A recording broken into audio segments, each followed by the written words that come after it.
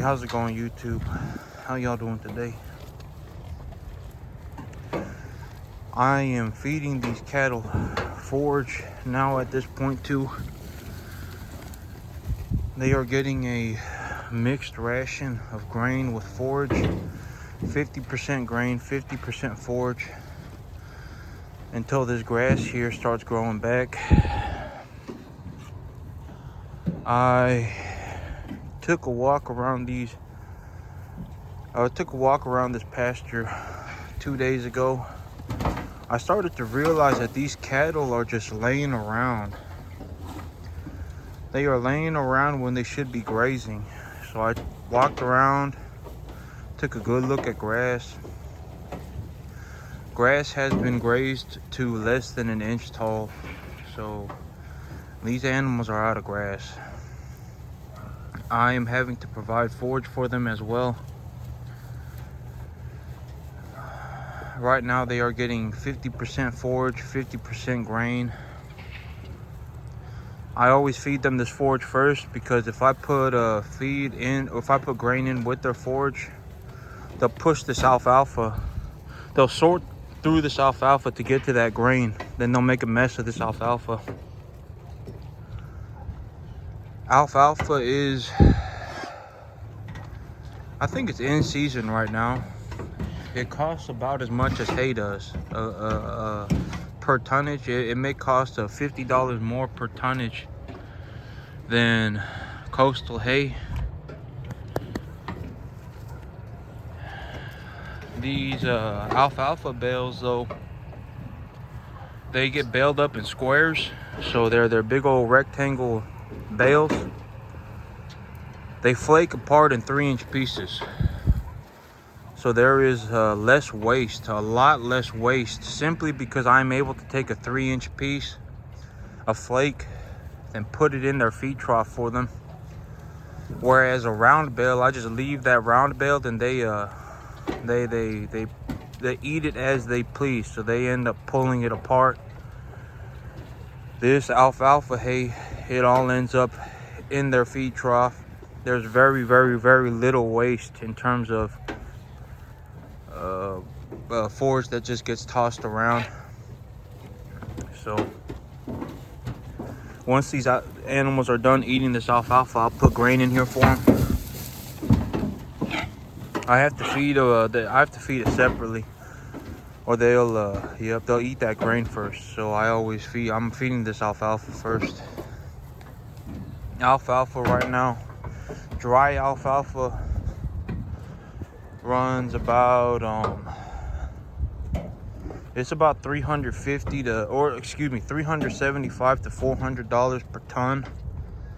So per 2,000 pounds, it costs about $375, $400 here. I'm only going to be doing this I'm only going to be doing this for them for about a week, so it's okay. I figure it's supposed to rain real good tomorrow. Then it's supposed to rain again here in less than a week again. So that should be enough rain to get this grass growing a bit. I'm going to be giving them forage for just about a week, so I figure I'll maybe lose worst case scenario, I lose $100. This is how I figured.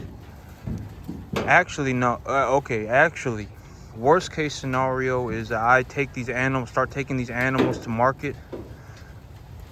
I start taking animals to market that look like they just a little skinny. That's worst case scenario. Because because if I feed this alfalfa, these animals will put on some weight. So I'll make some of my money back. I'll make majority of my money back. 75 to 90% of my money, I'll probably make it back. If I take animals to market that just kind of look kind of iffy, that's when I start losing money. So this is feeding forage. It's a good investment. When necessary, it's a good investment. Would I rather be feeding? Would I rather be having these cattle grazing pasture? Absolutely. What am I gonna do though? It needs to rain. There was kind of like this situation where this year where there was a real hard frost. There was a lot of rain, lot of rain, lot of rain. Grass was growing. These cattle were just slamming on weight for almost zero cost. Then there was a real hard frost. It got to almost -10 here with wind chill. It killed everything. Then after that frost, there was zero rain. So after everything died, everything just kind of grew back very slowly, even though weather warmed. So starting tomorrow, starting tonight actually, it's supposed to start raining a little bit, which will be good because this grass has yet to get any rain on it since after that frost. So this rain will do a lot for it. I have this alfalfa measured out because it flakes apart in 3-inch pieces. I have it measured so that or excuse me, it just happened to be that each 3-inch piece of alfalfa costs me as much as a bucket of grain does. That's just how these things worked out, because it just is at $400 a ton for alfalfa for a 3-foot by 3-foot by 8-foot bale, or excuse me, for 2 of them weighing 1,000 pounds each, which is a ton. That's just how these numbers ended up, or that's just how these numbers that's just how it is. 1 3-inch piece from a bale cost me as much as 1 bucket of grain. Some of these animals are just waiting for grain. This guy, he seems to have he only likes his grain. He has yet to really decide that he likes this alfalfa.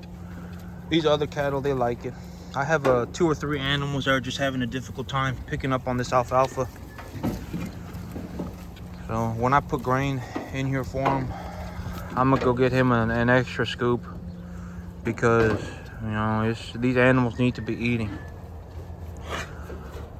One big thing that I'm gonna do, I've been thinking about this on how could I make myself some more money with these cattle, is that this year in fall, when I go pick up cattle, when hay season is over, when I go pick up cattle, I'm going to buy cattle from one of these local ranches. Instead of putting a lot of animals together like this, instead of going to a sale barn picking animals one by one to make a lot like this, I'm going to go to a local ranch to buy animals.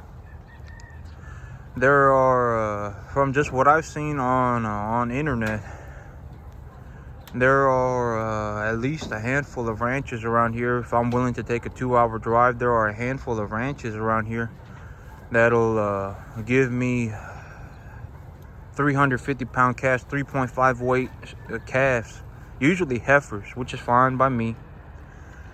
They'll charge maybe 20-25% more. These cattle though, they will be offspring of registered. Oh, they're spilling this hay everywhere trying to get to. They'll be offspring from registered bulls as well as registered cows. So they will be unregistered Angus animals. They'll be offspring of registered animals though. So I'm going to pay a little bit more. I'm going to pay about 25% more to get animals from a local ranch instead of putting animals together like this. Even if it costs me a little bit more, I believe it'll be a better investment ultimately, because when I put these animals on market again, what my plan is so I thought about how would I like to make this thing go full circle. Where would I like this loop to end, or where do I see so let's say I do that. Let's say I bring in these animals. What do I plan to do in terms of marketing them? How do I plan to put them back on market? Well, my big plan was, there's a preconditioned calf sale barn is where I would like to see animals at. Because these preconditioned calf sale barns, these feedlot operators go to them to buy cattle. So if my goal is to put preconditioned calves in front of feedlot operators, I need to be putting animals at these preconditioned calf sales, because they happen maybe they happen once a month from about I believe it's about December until April or so, maybe once a month. Each one of these calf sales, though, they have like 4,000 animals, 4,000 animals probably going through them. Feedlot operators go to these sales to buy cattle. So it would be in my best interest, if my goal is to put preconditioned calves in front of feedlot operators, I need to be putting preconditioned calves at these sales where these feedlot operators are going. So that is one thing I'm gonna do. That's one of my big plans for this farm this fall. I'm going to get into raising offspring of registered animals. I believe it'll be a good investment. I believe it'll give me more of an edge in market as well, because I'll be able to put all these animals in market together as one lot. So, as well as put them in front of feedlot operators, which is where I need to be.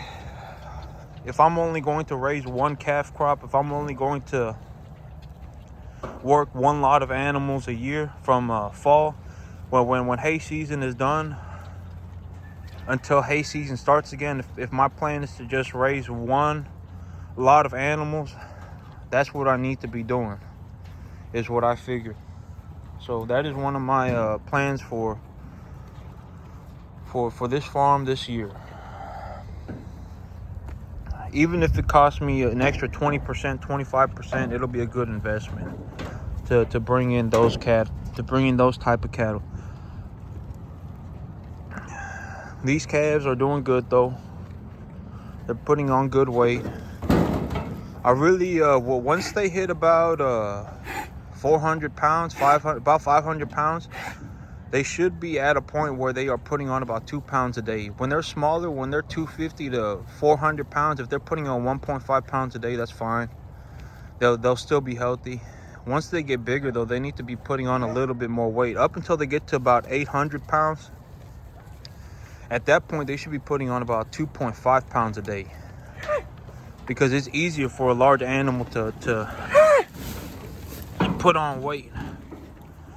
So as these animals grow, they should be putting on more weight every day, a bit more weight every day. Yeah, so animals are doing good. I'm going to be feeding these animals forage for about a week.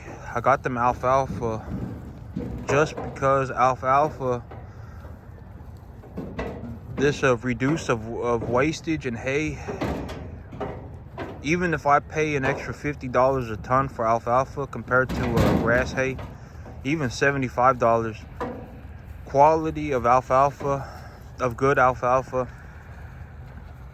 of a high grade alfalfa, as well as a reduce in wastage is a way that I make my money back on that price difference. So, is it a good idea to feed cattle alfalfa as forage 100%? Well, it'd probably get extremely expensive. Right now, though, because of where hay markets are at, it just made more sense to me to bring in alfalfa for these animals than it did to bring in grass hay. These animals have cleaned up their alfalfa. I'm gonna put some grain in for them now. All right, YouTube, that's it from me. I gotta go get some grain for these animals. Y'all have a good one.